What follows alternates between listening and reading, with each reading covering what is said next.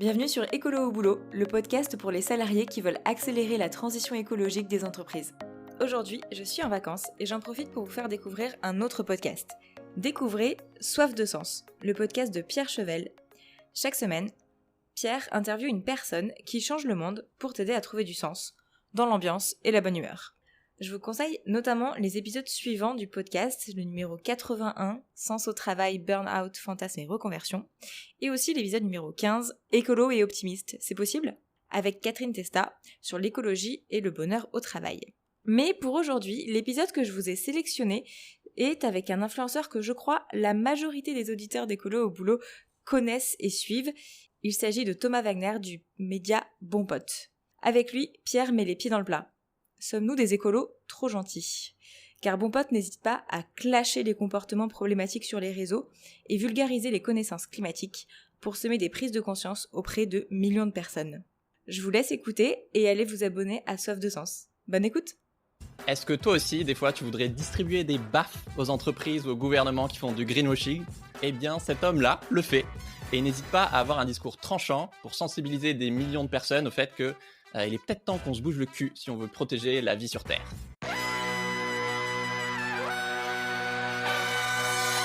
Bienvenue dans Soif de Sens, des histoires d'humains qui changent le monde.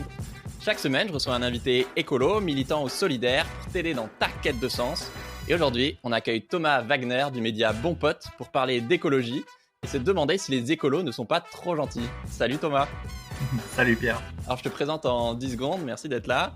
T'es un ex-banquier qui a créé le média en ligne bonpote.com. T'as vu, j'ai pas dit blog, hein, sans jette plus de dire média. Donc un site qui fait de la vulgarisation sur l'urgence écologique, qui est drôle et tranchant, on va en parler. Et tu te présentes comme un marketeur du GIEC. Je pense que tu bosses d'arrache-pied pour qu'on atteigne des points de bascule et juste ralentir arrêter, soyons fous, le réchauffement climatique. Donc si vous trouvez que les rapports scientifiques sur le climat, c'est chiant à mourir, et ben cet homme-là, il arrive à rendre l'écologie sexy et drôle. Donc tu as lancé Bon Pote il y a 3 ans. Maintenant, c'est ton boulot. Et d'abord, je voulais te demander, tu as un discours donc très cash, drôle et voilà, assez tranchant. T'hésites pas à recadrer Air France ou une ministre qui ment sur les réseaux sociaux. Et ça change justement des gentils écolos trop policés, dont je fais clairement partie des fois. Pourquoi tu as ce discours cash ? Je pense que c'est même pas fait exprès. Je pense que j'ai plutôt une nature comme ça. J'ai une tolérance au bullshit qui est proche de zéro. Et ça me va très bien. Et au début, j'avais un peu peur. J'avais un discours un peu plus policé. Et en fait, bon, parfois le naturel revient en galop. Et plus j'étais naturel, plus je voyais qu'il y avait du répondant. Donc maintenant, j'ai la chance, je crois. Bon, en plus, je suis sorti de l'anonymat, de pouvoir dire des bêtises ou dire ce que je pense et que bon, ça passe. Donc autant continuer, quoi. Par exemple, tu cartonnes sur LinkedIn, où en général, voilà, les gens ils sont très politiquement corrects. Genre, si vous travaillez dans l'aviation ou le pétrole, eh ben, tuez vos gosses, ça ira plus vite. Du coup, tu t'es fait beaucoup d'amis sur LinkedIn, non ? J'ai beaucoup d'amis. Je pense que je pourrais même faire un dîner avec 200 personnes avec les pilotes d'Air France. Eux, je pense qu'ils ont même des posters de moi dans leur chambre. Oui, évidemment. Enfin, quand tu t'attaques à plusieurs sujets comme ça, y compris l'aviation, la voiture, etc. Si tu appelles au changement, et il faut un changement, évidemment, il y aura forcément des mécontents. Bon, je le vis pas trop mal. Je travaille et ce que je poste, c'est baqué. En fait, tout ce que je dis, il n'y a jamais de diffamation ou autre. Oui. C'est basé sur de la Toujours basé littérature sur la science. scientifique. Moi, je fais un mix de tout ça dans ma tête et ensuite je dis ce que je pense. Donc, bon, si ça leur plaît pas, j'appelle toujours en fait et pour le débat et pour la discussion à sourcer quand les gens ne sont pas contents. Ok, vous n'êtes pas content, mais expliquez-moi pourquoi. Donc bon, évidemment, s'il y a un type qui vient qui dit non, mais ce que vous dites c'est complètement faux et qui m'envoie un lien du site défense de l'aérien.org, bon, j'ai un peu de mal à le prendre au sérieux. Voilà, quoi. Ouais. Oui, je dis que c'est tranchant, mais à la fois derrière c'est ultra bienveillant et en fait pour moi c'est, je sais pas si c'est une stratégie dans ta tête, j'ai pas l'impression, mais c'est surtout une porte d'entrée pour derrière justement amener les gens vers de la science plus dure et enfin voilà des choses plus détaillées, plus techniques et c'est pas juste faire du buzz quoi. Non, ouais, c'est le but, mais je discute Notamment en off, en fait, il y a le discours public et en off et en message privé, il y a des gens qui m'écrivent d'Airbus, de Total, etc. et qui essayent de faire bouger les choses de l'intérieur. Ouais, Bon, je sais, moi, mon discours est le même en général, hein, surtout pour les boîtes du CAC 40. Si tu travailles dans un groupe du CAC, il ne faut pas espérer renverser la table. Ce n'est pas possible. Je pense qu'on a plus d'actions de l'extérieur. C'est bien et d'agir à son échelle à l'intérieur, mais je pense qu'on a plus d'actions ouais, à l'extérieur. Mais il y a quand même des gens qui se bougent. Il y a les assises de l'aviation dans une quinzaine de jours. Je ne pourrais pas y assister malheureusement, mais je trouve ça très bien que des gens essayent de réfléchir à OK, on doit diminuer le trafic aérien. Qu'est-ce qu'on fait? Et qu'est-ce ouais, qu'on fait avec l'intelligence, quoi, pour éviter la casse sociale derrière, etc. Donc ça, je trouve ça très bien. ouais. J'avais envie que vous entendiez le discours de Thomas et de Bon Pote pour vous demander, est-ce que mon discours à moi, il n'est pas trop poli, trop gentil face aux comportements abusifs, que ce soit dans votre entourage, dans votre boîte, dans les médias, etc. Alors que, ouais, il y a urgence, il y a des gens qui meurent, il y a la 6e extinction de masse, quoi. Est-ce que tu penses que nous, les écolos en général, aussi hétérogènes qu'on soit, on est trop gentils? On est toujours trop gentil pour quelqu'un, trop méchant pour quelqu'un et trop radical pour quelqu'un. J'ai remarqué ça avec des commentaires en privé et public Ouais, depuis 2 ou 3 ans. Il y a des gens qui pensent que je suis un islamo-gauchiste et un nazi vert, j'ai eu ça il y a pas longtemps là, que je voulais tuer la liberté, et cetera. Bon, ça c'est un côté. tu publies juste des articles sur un site, Oui, hein, enfin, je publie des articles et je cite le GIEC, mais bon, rien que pour ça, je suis le tyran. Oui, on m'appelle Pol Pot, etc. Non, non, mais il y a des bons. Je ferai un best-of, je pense, à la fin de l'année pour ça. ils ont de Euh, l'humour aussi. donc pour certaines personnes, c'est beaucoup trop, et pour certaines personnes qui ont peut-être raison d'écologie radicale, c'est pas assez. Mon discours n'est pas assez. Il faut mettre fin à la civilisation thermo-industrielle. Bon, on est en fait chacun a sa propre sensibilité, a ses propres solutions. Euh, J'axe plutôt mon discours sur le constat, parce que je pense que le constat, il n'est pas du tout partagé par l'ensemble des Français. Ouais, Je pense qu'il y a beaucoup de personnes, tout le monde sait qu'il y a un problème, ouais. mais Mais on tout n'a le pas monde ne sait tous pas conscience de à quel l'ampleur. point. Voilà, Ouais, exactement. Et l'expliquer et dire à quel point, ça, je pense que c'est même pas 1%. Et même des gens très brillants et des gens enfin, surdiplômés autour de moi, ouais. ils sont au courant zéro, hein. Donc, voilà. Il y a un boulot, quoi. Il y a du boulot. Moi, j'ai aussi l'impression qu'il y a plein d'écolos, voilà, qui font plein de choses dans leur vie, mais qui n'ont pas trop envie de déranger ou d'être dans la confrontation, et du coup, qui vont s'écraser ou qui vont dire ah je suis pas d'accord, alors que non, clairement, il y a des choses sur lesquelles il y a pas de débat, où c'est climaticide ou Mhm. écocidaire, quoi. Enfin, Ouais, bah ça va dépendre, encore une fois, hein, ça va dépendre de la sensibilité de chacun. On a chacun notre éthique, on a chacun notre définition de l'écologie et chacun nos capacités surtout à agir. Certains ont les capacités financières, d'autres morales, d'autres oui, mentales. Donc, oui, c'est chacun à son échelle. Il y a des gens qui peuvent pas aller à la confrontation. Enfin, je vois typiquement, je pense à mon frère qui est une crème et qui déteste la confrontation. Bon, moi, j'ai pas de problème. Quand quelqu'un est vraiment stupide ou con, je vais avoir du mal à me retenir de lui dire, typiquement. Bon, ça dépend vraiment des mentalités. Ça voudra Mm. pas dire que j'aurais raison ou tort, d'ailleurs. Mais Quand tu as lancé Bon Pote il y a 3 ans, tu étais banquier, et tu racontes que tu as quitté ton job par peur de la retraite, mais pas par peur de manquer d'argent, sinon tu serais resté banquier, mais par peur de la catastrophe écologique en cours. Tu avais peur de quoi exactement? De faire partie, entre guillemets, des coupables? De regretter dans 30 ans d'avoir rien fait? Plutôt la deuxième solution, j'avais pas forcément peur pour ma retraite, même si on verra ce qui se passe dans 30 ans, hein, personne n'a de boule de cristal. En revanche, d'avoir des regrets, de continuer à être dans un environnement qui, enfin, et d'un point de vue social et écologique, n'est pas le bon. Enfin, je vais pas faire de dessin, mais la banque et les marchés financiers, c'est pas ce qu'il y a de plus éthique sur Terre. Donc je pense que j'aurais eu des regrets à agir. Ça faisait déjà quelques années que j'espérais changer de job. J'avais même eu l'opportunité d'aller travailler chez UNICEF il y a 3 ans. Je l'avais pas fait. Ok. Euh, Pourquoi et tu j'en l'avais pas avais fait? pas dormi d'ailleurs pendant 72 heures. Je Ah l'avais oui. pas fait parce que je m'étais dit, c'était un arbitrage de me dire, bon, bah, je vais gagner un peu de sous, je vais acheter un logement et ensuite j'irai faire un boulot éthique. Ouais. Mais le problème, c'est que c'est un très mauvais calcul parce qu'à Paris, il faut vendre un rein et en gros tes deux jambes si tu as envie de pouvoir acheter un appart. Donc ça, c'était le premier mauvais calcul.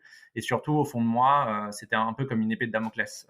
Il a fallu peut-être un peu de temps que je comprenne que voilà, le sens est supérieur à l'argent, etc. Ouais. Au final, c'est ce que tu as fait. Du coup, tu as gagné un peu plus de sous et tu as fini par Au, trouver au ou créer final, ton c'est ce que job j'ai fait. tutoriel. J'ai gagné. Enfin, c'est pas non plus. Je roulais pas non plus sur l'or, mais je gagnais ma Non, vie mais très forcément plus qu'au lycée. convenablement sans me demander est-ce que je vais pouvoir payer un resto ce soir. Ouais. Typiquement, voilà, je sais que ça c'est un privilège. Et bon, ça a été la Covid qui a un peu, c'est la goutte d'eau qui a fait déborder le vase. Ouais. Voilà. Ouais, C'était comme beaucoup de gens, vraiment ouais, c'est clair. la quête de sens a pris le dessus. C'était trop de Puis travail. Et surtout, l'absurdité était plus évidente peut-être oui, oui, de je notre voyais les système par ça. marchés financiers qui grimpaient. Je voyais des gens en galère dans Paris, des gens qui étaient obligés d'emprunter pour continuer leur activité ou pour vivre tout simplement. Ouais. Et moi, je voyais de l'autre côté, voilà, donc en fait, trop de dissonance cognitive, il a fallu que je quitte, quoi. Et surtout parce que je travaillais à l'époque encore la journée et ce qu'on n'a pas encore précisé, j'étais anonyme. Bon Pote était anonyme jusqu'en Ouais. janvier 2021. Donc le soir, je rentrais et j'écrivais des bêtises sur internet et ça faisait beaucoup au bout d'un moment physiquement. Donc voilà, j'ai fait un choix, Ouais. quoi. T'écris maintenant sur Bon Pote, maintenant t'es à temps plein dessus, donc bravo. Et t'as quitté ton job du coup, et t'écris Notre maison brûle et nous regardons Messi arriver au PSG. Effectivement, les médias et les gouvernements parlent très peu de la crise climatique, alors que tout cet été, il y a encore eu plein de catastrophes extrêmes, des feux en Sibérie, quoi. Enfin, 50 degrés au Canada, des ouragans, des inondations à New York, etc. Et en plus, c'est jamais rattaché à la crise climatique, c'est des événements aléatoires, quoi. Tout ça pour rappeler que le changement climatique, c'est effectivement maintenant et pas dans 30 ans. Comment on fait pour percuter ou faire comprendre aux autres que l'inaction politique est criminelle et que l'inaction climatique, ça tue en fait? Bon, c'est très compliqué, hein. Moi, j'ai mes réponses, mais s'il y avait une réponse, on n'en serait pas là, je pense. C'est très difficile parce que c'est pas ancré dans l'imaginaire collectif, déjà une pour l'instant.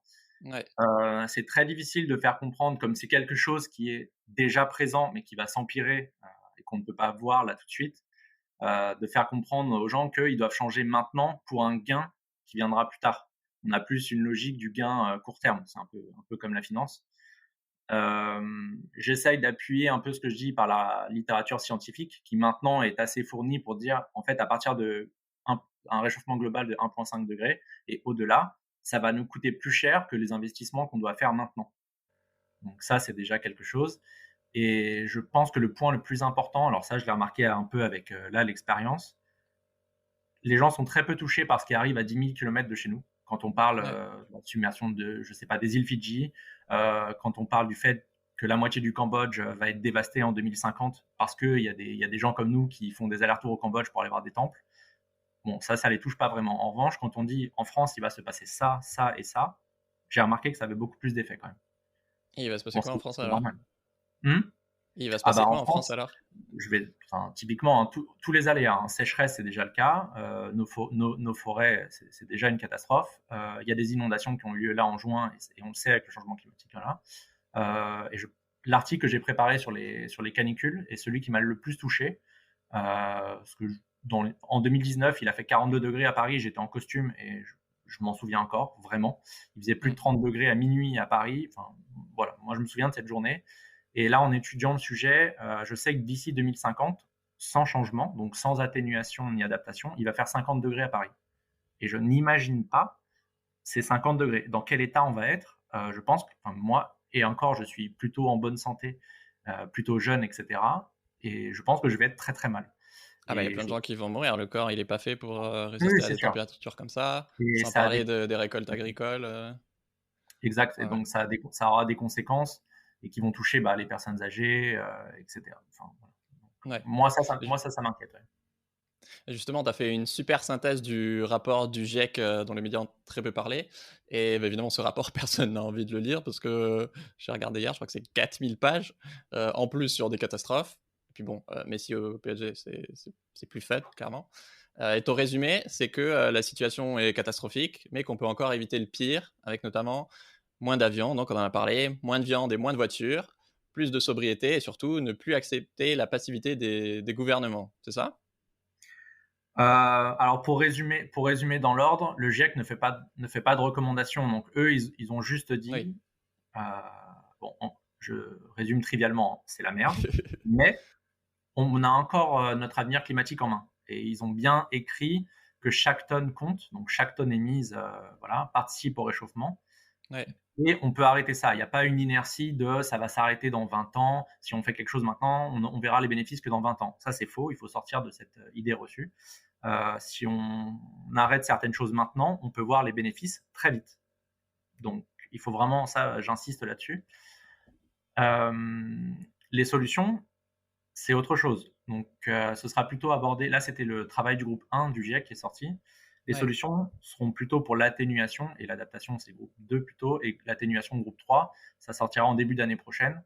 On sait ce qu'il faut faire. Enfin, c'est d'une évidence. Réduire la consommation de viande, c'est une évidence.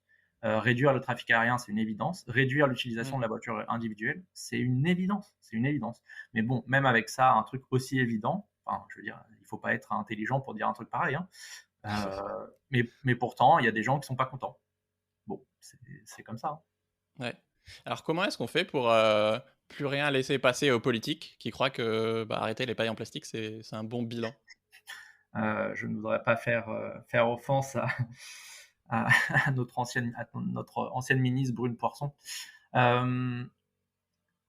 Pour moi, la base de base, c'est évidemment l'éducation. Il y a quelques années, j'étais pas du tout au courant de la gravité. Donc, je pense que ça passe notamment par là. Il y a beaucoup de travail qui sont faits. Enfin, les sociologues parlent de ça. Je pense à Combi dans la question climatique, qui parle de la dépolitisation de la population. Les gens autour de moi sont complètement dépolitisés. On est dans un confort. En fait, tu es dans un tel confort que tu n'as pas besoin forcément de t'occuper de la politique. Quand tu vois des gens manifester dans la rue, tu ne te poses pas la question de pourquoi. Pour toi, c'est juste des gars qui n'ont rien à faire, qui veulent tout casser. Mais non, en fait, la question, c'est de savoir pourquoi ils sont dans la rue, qu'est-ce qui ne va pas. Ce serait plutôt ça la logique, quoi. Donc, je pense que la dépolitisation est quelque chose, plus l'information. Et je pense que c'est vraiment clé. Enfin, c'est mon travail là maintenant tous les jours d'informer au mieux et le plus possible les gens. Mais je pense que c'est le point zéro. Si tout le monde était informé de la gravité là du changement climatique, de l'effondrement de la biodiversité, etc., je pense qu'il y a beaucoup de politiques qui n'auraient pas le même discours. Et on atteindrait le point de bascule. Enfin, c'est pour ça que je bosse en fait. Le point de bascule, sociologique, qui fait que c'est un tel sujet que les politiques finissent par s'emparer du sujet et sont obligés d'ajuster.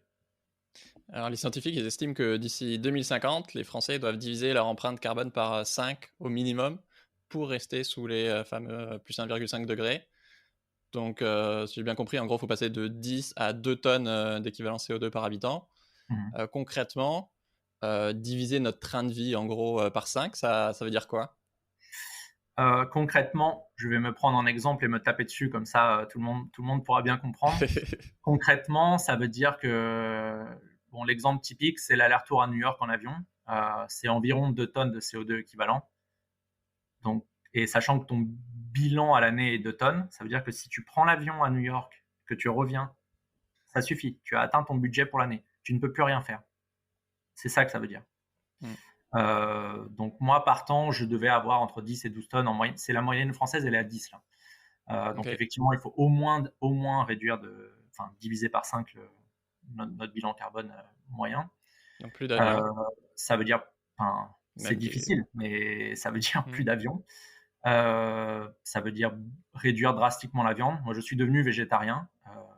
Je l'étais pas avant. J'aurais pu l'être, mais je l'étais pas. Et j'ai arrêté pour le climat. C'est vraiment, voilà. J'aime les animaux, ça m'empêchait pas de les manger avant. Maintenant, j'en mange plus. Bon, c'est aussi simple. Et bon, pour le déplacement aussi, favoriser les transports en commun, évidemment le vélo et la marche quand on peut, au lieu d'aller chercher sa baguette en SUV. Enfin voilà, c'est des choses qui paraissent tellement simples, mais. Et puis un des trucs essentiels, effectivement, où tu as montré l'exemple, c'est effectivement de changer de job. Maintenant que Bon Pote prend de l'ampleur, est-ce que tu observes qu'il y a un mouvement de masse de gens qui quittent leur job toxique pour la société? Alors, Je ne sais pas s'il y a un mouvement de masse. En revanche, je discute beaucoup avec des gens qui ont plus d'expérience que moi, qui sont là depuis 20 ans à lutter pour ces sujets-là. Et ils Ok. sentent quand même que depuis 2-3 ans, il y a une vraie, entre parenthèses, prise de conscience. Il y a des milliers, enfin, en gros, d'ailleurs, Bon Pote ne serait pas là s'il n'y avait pas de prise de conscience. Donc, je pense que c'est quelque chose de plutôt positif. Les gens qui me suivent de plus en plus est quelque chose de positif. Pas Ouais. pour moi, mais on va dire pour l'environnement de manière générale. Il y a qu'à voir typiquement Jean-Marc Jancovici, qui est, je pense, une des personnes ou un des vulgarisateurs les plus connus de France. Il y a 3 ans, il avait 20 000 followers, il en a plus de 300 000 aujourd'hui sur LinkedIn. Donc c'est bien que Ouais. ce sujet-là commence à intéresser de plus en plus de monde. Je suis trop content, il va venir bientôt. Restez abonnés, les gars. Pardon, je t'avais coupé. T'avais fini? Ouais, ouais, ouais. Ça marche. Est-ce que du coup, t'aurais un conseil pour ceux qui nous écoutent et qui se demandent ah, bah, est-ce que je dois quitter mon travail en fait? Alors, j'ai écrit un article pour ça, mais je vais répéter ce que j'ai dit dedans. C'est très Mm. compliqué, sans connaître une personne, de Ouais, dire bah oui, bien sûr, mais bien sûr, quitte ton travail. Tu peux pas dire ça. Enfin, si la personne le quitte et que ça se passe mal derrière, tu t'en portes la responsabilité. Donc non. En revanche, j'ai listé quelques critères à prendre en compte avant de quitter son travail. Évidemment, chacun a une éthique différente, déjà une. Bon, tu quittes ton travail, c'est potentiellement pour un autre, parce que tu crois que ton entreprise va être éthique. Mais bon, si tu vas bosser pour Vinci, Danone ou je sais pas quoi, c'est pas le cas. Enfin, avant de poser la question, c'est pas le cas. Et bien sûr, il y a d'autres critères à prendre. Il y a les critères perso. Si tu quittes ton boulot et si tu as des enfants à nourrir et une femme ou un mari qui n'est pas content, ouais, bon, il y a ça à prendre en compte. La sécurité financière, si tu as de l'argent de côté ou pas. ouais. Euh, voilà, ça, c'est vraiment des critères à prendre en compte. Mais je ne peux pas dire, et je reçois des messages quotidiennement pour ça. Qu'est-ce que vous pensez de cette entreprise-là? Qu'est-ce que vous pensez de. Est-ce que je dois les rejoindre? Est-ce que je dois quitter mon travail? Bah, c'est pas aussi simple que ça. Et bien sûr que ça se mesure. Mais ça prend du temps. Des gens, moi, je suis très chiant avec mes amis là-dessus. J'ai des amis qui travaillent dans certains groupes de presse, dans certaines entreprises qui sont des catastrophes écologiques. Et je les saoule. Il n'y a pas d'autre mot. Je les saoule tous les Ouais. jours pour qu'ils quittent. Et je pense qu'il y en a quelques-uns qui vont finir par craquer. Je suis très confiant là-dessus. D'ailleurs, tu racontes que quand t'es devenu écolo à fond, t'as perdu tous tes potes. Alors perdre non, mais je sais que j'imagine que je dois être un peu moins invité dans certains dîners, enfin typiquement les gros barbecues, les allers-retours, tu sais quand tu as besoin de te détendre, une fois dans l'année que tu travailles comme un âne toute l'année et que tu te dis bon bah on va aller à Bali se détendre 10 jours, bah, ça c'est sans moi typiquement. Non, je Mais il y connais a, pas, mais ok. oui, mais bon, il y a beaucoup de gens, en tout cas plutôt dans mon entourage, hein, donc c'est des gens qui sont voilà, j'ai pas que des amis qui sont à ce point-là riches, hein, mais il y en a. Ok, ouais, Euh, je comprends. c'est des choses à prendre en compte. Des mariages, il y a certains mariages que j'ai refusés. Même en Grèce, hein, un aller-retour en avion pour le week-end, c'est non. Je vous aime, mais profitez bien sans moi, quoi, en gros. C'est un peu ça. Ouais, ouais, ouais. Bah, moi, je trouve qu'on parle rarement du coût. Alors, pas forcément économique, mais pour moi, quand tu mets en place une action écolo, c'est pas juste qu'est-ce qui est le plus écolo, c'est qu'est-ce que ça te coûte à toi. Et effectivement, peut-être que bah, ce job-là, même s'il est toxique, en fait, c'est ta passion et toi, tu y trouves du sens. Ou bah, si tu t'en allais, en fait, bah, tu as zéro économie derrière, donc tu peux pas te permettre enfin, voilà, de prendre ce risque-là où tu as une famille à charge. Et, et pareil, là, tu parlais du mariage, bah ok, est-ce que tu es prêt à renoncer à aller au mariage de ta sœur parce que elle se marie à l'étranger, quoi. Enfin, Tu as entièrement raison et je pense, enfin, tu as entièrement raison, je te rejoins totalement. On n'en parle pas assez du coût social d'arrêter quelque chose. Arrêter la viande, c'est pas facile. ouais, On parle même pas là des finances ni du fait du manque du manque d'avoir un steak devant soi et de le manger. On parle du fait de ton entourage, comment il va le prendre, les moqueries que tu vas subir, parce que tout le monde, je connais pas une personne qui n'ait pas arrêté la viande et tout le monde lui a dit ah bravo. Non non, même tes meilleurs amis se moquent de toi. Avec le temps, ils comprennent. Et même certains sont devenus végétariens, mais il faut le prendre en compte. C'est des vraies questions. Il faut pouvoir se poser ces questions-là. Et puis c'est pareil, enfin, mariage, juste une fois dans l'année. Si la famille, elle part à l'autre bout de la terre, qu'est-ce qu'on fait? Est-ce qu'on va en Australie? Aller en Australie, typiquement, c'est 3 ans de bilan carbone, juste l'aller-retour en avion. est-ce que tu vas voir plusieurs fois ta famille en avion? Oui, Ouais. bah oui, c'est ma petite fille, et cetera. OK, mais sache que les conséquences, c'est ça, ça, ça. Après, je vous invite vraiment à faire le test parce que je pense que parmi les gens qui nous écoutent, il y a plein de gens qui font pas ce genre d'avion, même de vol, même si, enfin voilà, même s'ils n'étaient pas écolos, mais que, enfin, voilà, moi j'ai refait le calcul hier pour préparer l'interview et oui, je suis à 3 tonnes et demie quoi. Alors que j'ai pas de voiture, j'habite dans un appart, enfin voilà, je télétravaille de chez moi tout le temps et donc ça permet aussi de se rendre compte que voilà, juste je voudrais être sûr que ton discours passe aussi auprès des personnes qui, de toute façon, n'ont pas les moyens ou l'envie d'aller à l'autre bout du monde et que, bien sûr que l'avion, c'est le truc numéro un le plus polluant, mais il y a aussi plein d'autres trucs sur lesquels on doit tous faire des efforts et que moi, le nombre de fois où j'ai cru que, parce que oui, je suis plus écolo que la plupart des gens, mais en fait, même mon niveau d'écolo, bah, il n'est pas suffisant pour garder une planète habitable, quoi. Et Mmh. donc ça, c'est un truc, à mon avis, important à avoir en tête et tu bosses beaucoup là-dessus, toi, sur les ordres de grandeur, justement. Oui, il faut avoir les ordres de grandeur. Juste pour revenir et par rapport à l'avion, évidemment que c'est un transport, plutôt de riches, hein, malgré ce qu'on dit.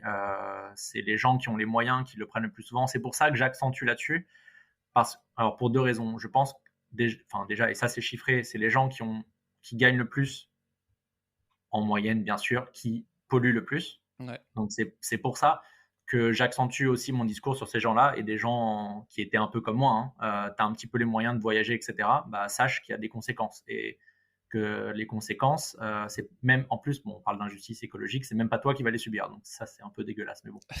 Hem, oui et la seconde des choses, enfin et la seconde option, c'est que c'est plus facile pour quelqu'un qui a les moyens de réduire son empreinte carbone qu'une personne qui n'a pas les moyens financiers de le faire. Donc c'est vraiment pour ça que j'insiste et je pense qu'on a un devoir moral, les personnes qui sont privilégiées, parce que je le suis, Ouais. même si là j'ai gagné, enfin bon, mon salaire est descendu drastiquement avec mon Allez pote, mais soutenir sur Tipeee, les amis. oui, c'est même pas pour ça, mais on a un devoir moral, je pense. Et moi, d'autant plus parce que j'ai pris l'avion pas mal quand j'étais plus jeune, surtout que les billets étaient gratuits, donc forcément, voilà. Mais Ah oui, ouais, avec le boulot?